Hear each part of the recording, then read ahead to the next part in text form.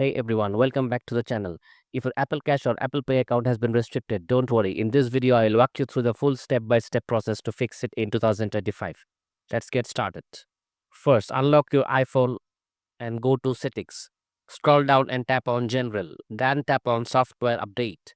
Make sure your iOS is up to date. A lot of issues happen simply due to outdated software. Next, go back to the main settings menu. Scroll down and tap on Wallet and Apple Pay.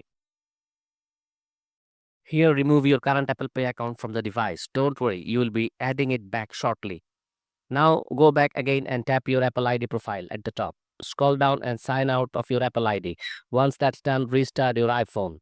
After restarting, sign back in with your Apple ID. Then head back to Wallet and Apple Pay. Tap on Apple Cash or Add Card and re-add your Apple Pay account.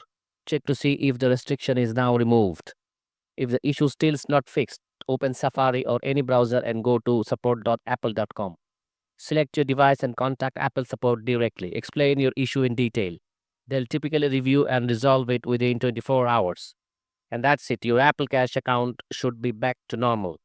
If this video helped you, don't forget to like, share, and subscribe for more quick tech fixes like this one. Thanks for watching, and I'll see you in the next one as always.